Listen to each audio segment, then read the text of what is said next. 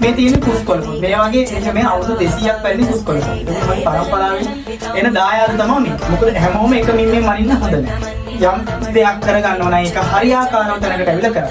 අවුරුදු 7 ඉඳලා තමයි මේ වරම්බාල පිළිගන්නේ. මගෙන් පිළිහිටක් පදාගෙන සියලු දරුවන්ට මම අනිවාර්යයෙන්ම කලවරප්පච්චි සත්‍ය කරලා ඒ දරුවන්ට පිළිහිට. යමක් හරියාකාරව කරනවා නම් ඒ දේ හරියටම වෙන්න ඕන. Tamanට ආවේනිකව ගුරුකම් කරන්න බෑ. නීති රීති පද්ධති තියෙනවා. දැන් අපි මේ පුස්කොළ පොත් වලින් යම් දෙයක් අරගෙන අපි මිනිස්සුන්ට සාර්ථකත්වයක් කරන් දෙන්න නම් ඒක හරියාකාරව කරන්න ඕන. අත්‍යවශ්‍යම කාරණාවක් තමයි වශී කර්ම ගත්තොත්. නාම වශී, රූප වශී, කාම වශී. ගොඩක් දරුවන් රැවටෙනවා. එතකොට මෙයා මේ වයසට කරන මේ මුදල දානවා, මේක මේ විදිහට කරනවා. මෙහෙමයි. නමුත් සාර්ථකත්වයක් නැහැ. වශී කර්ම කිව්වොත් අනිවාර්යෙන් කරන විදිහ තියෙනවා. කාලවුරා අල්ලලා කරන්න. වශී කර්මයක් මට දින 3ක් ඇතුළත. අනිවාර්යෙන්. පැයෙන් දෙකකින් කරන්න බෑ. දින 3ක් ඇතුළත මට සාර්ථක ප්‍රතිඵලයක් ගන්න දෙන්න පුළුවන්. ලංකාවේ හෝ දේශගත විසිටනවා. ඒක කිසි ප්‍රශ්නයක් වෙන්නේ නැහැ. දින 3ක් අනිවාර්යෙන්ම වශී කර්ම තුළ යනවා. පරම්මාලාව හදා ගන්න බෑ. මොකද මේකේ හිර වෙලා. අනවරම් බලවරම් දෙදවරම් ඉරිදිවරම් ඥානවරම් මුකවරම් පේනවරම් යන්ත්‍රමත් දෙන්නේ ජීවදිස්ලාකර්ෂණ සත්ත්ව පේනවරම් හරියාකාරව අපි අරන් දෙන්න ඕන. ඉගෙන ගන්න බැරි දරුවෝ ඉන්නවා. ඒ දරුවන්ට දාන ශක්තිය වැඩි දියුණු කිරීම උදෙසා මම අනිවාර්යයෙන්ම යන්ත්‍ර දානවා. ගෙදර දියුණුව නැහැ, යහපත නැහැ. තමන් ස්වාම පුරුෂයන් ඔයේක් විදියට ඇවිල්ලා වද දෙනවා. ඒක සුරාව සූදුවට ලක් වෙනවා. මම ඔයේක් විදියට මේ බුදුන් වදින දෑත් එකකින් ජනතාවට පිළිහිට වෙලා තියෙනවා. ආයිබෝන් සුබ දවසක්. මම අද ඔය දරුවන් අතරට එන්නේ පොඩි පණිවිඩයක් අරගෙන. එතකොට මේ දැන් ගුරුකම ගත්තොත් ගුරුකම් කරනවා යంత్ర මන්ත්‍ර තෙල් බෙහෙත්. එතකොට ඔය නොඑක් දේවල් කරනවාද සමාජයේ බොහෝ පුද්ගලයෝ.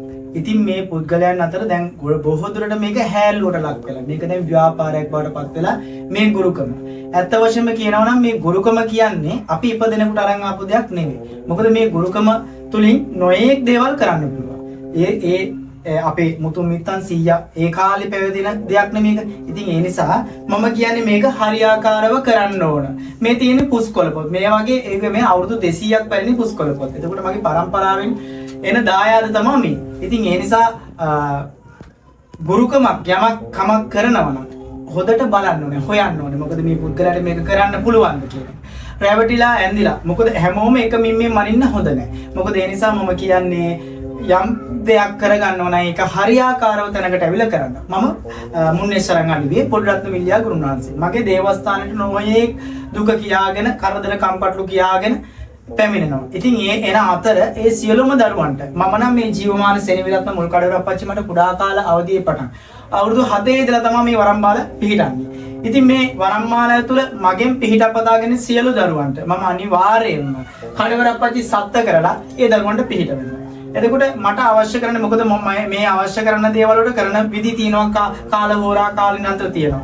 ඉතින් ඒ ආකාරව මේ දේවල් කරන්න ඕනේ. යමක් හරියාකාරව කරනවා නම් ඒ දේ හරියටම වෙන්න ඕන. මොකද දැන් Tamanට ආවේනිකව ගුරුකම් කරන්න බෑ. නීති රීති පද්ධති තියෙනවා.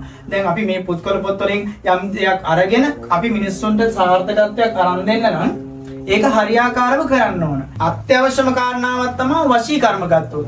නාම වශී, රූප වශී, කාම වශී. වශී කර්ම ගත්තොත් බ්‍රහ්ම දරුවන් රැවටෙනවා. එතකොට මෙයා මේ වයසට කරන මේ මුදල දානවා, මේක මේ විදිහට කරනවා. මෙහෙමයි. නමුත් සාර්ථකත්වයක් නැහැ. වශී කර්ම කිව්වොත් අනිවාර්යෙන් කරන විදි තියෙනවා. කාලවුරා අල්ලලා කරන්න ඕන. ඉතින් ඒ නිසා වශී කර්මයක් මට දින 3ක් ඇතුළත අනිවාර්යෙන් පැයෙන් දෙකකින් කරන්න බෑ. දින 3ක් ඇතුළත මට සාර්ථක ප්‍රතිඵලයක් ගන්න දෙන්න පුළුවන්. ලංකාවේ හෝ දේශගත වී සිටිනවා. ඒක කිසි ප්‍රශ්නයක් වෙන්නේ නැහැ. දින 3ක් අනිවාර්යයෙන්ම වශී කර්ම තුළ යනවා.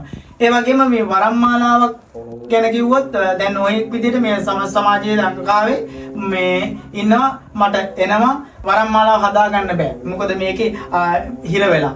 අනවරම් බලවරම් දෙදවරම් ඉරිදිවරම් ඥානවරම් මුකවරම් පේනවරම් යන්ත්‍රමත් තෙල්වේ ජීවදිස්ලාකර්ෂණ වල සත්ත්ව පේනවරම් හරියාකාරව අපි අරන් දෙන්න ඕන. ඒ කැඹුරු මාලාව. එතකොට මංගාවට આવුත් ඒ වරම්මාලාව තුළ හරියාකාරව අරන් දෙනවා මම. ඒ වගේම ඉගෙන ගන්න බැරි දරුවෝ ඉන්නවා. ඒ දරුවන්ට දාන ශක්තිය වැඩි දියුණු කිරීම උදෙසා මම අනිවාර්යයෙන්ම යන්ත්‍ර දානවා. ඒ වගේම භූමිය වල දෝෂ තියෙනවා, බාහිරව දෝෂ තියෙනවා. ඒ වගේ ඒ දේවල් එක්ක බලනකොට නොඑක් දේවල් මේ මන්ත්‍ර තාත්‍රයට පැටබැදින සියලුම දේවල් මට කරන්න පුළුවන්. ඉතින් ඒ නිසා මම ওই දරුවන්ට කියන්නේ එකපාරක් මගේ දේවස්ථානට ඇවිල්ලා මේ සත්‍ය හඳුනා ගන්න. මොකද මම කියන්නේ අහවල් මුදල මට දාන්න, මේක මට දාන්න කියන්නේ මම කියන්නේ සියලුම දරුවන්ට පැමිණෙන්න. මේ ස්ථානයට පැමිණිලා මේ ස්ථානයේ හාස්කම දකින්න. මොකද මේ ස්ථානයේ බිහි වෙලා තියෙන්නේ ওই දරුවෝ දෙසා. එතකොට ඒ නිසා මම කියන්නේ නැවත වාරයක් කියන්නේ මේ ස්ථානට ඇවිල්ලා බලන්න සත්‍ය වටහා ගන්න යමක් තියෙනවා නම් ඒක පැහැදිලිව මට බාර දෙන්න ඒ දේ හරියාකාරවම කරනවා. ඒ වගේම විශේෂයෙන් කිව්වොත් මලගියාත්ම ගෙන්වා කතා කිරීමේ අනිවාර්යයෙන් මගේ ස්ථානේ කරනවා. ඒ වගේම තව දැන් ගොඩාක් භූමි වල ගත්තාම භූමි දෝෂ වැඩි. ඉතින් ඒ නිසා ගෙදර දියුණුව නැහැ, යහපත නැහැ. තමන්ගේ ස්වාම පුරුෂයා නොයේක් විදියට ඇවිල්ලා වද දෙනවා. එතකොට සුරාව සූදුවට ලක් වෙනවා. ඉතින් ඒ වගේ ප්‍රශ්න වලට මූණ පානවා.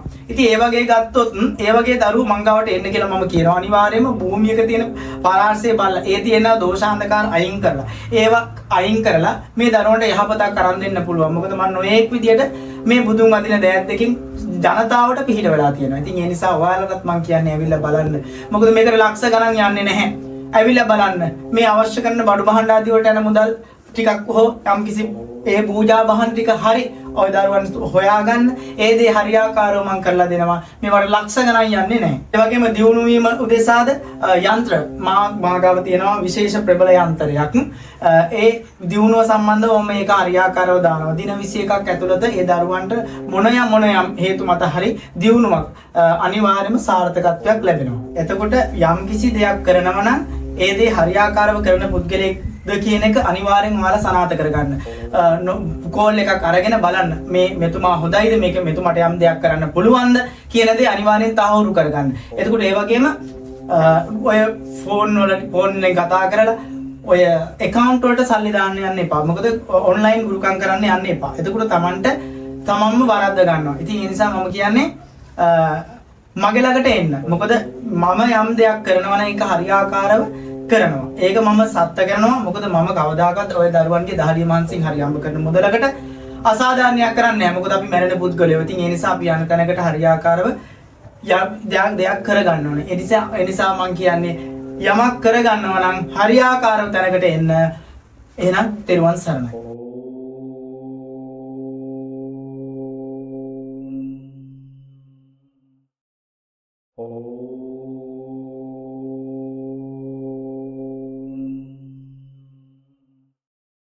Oh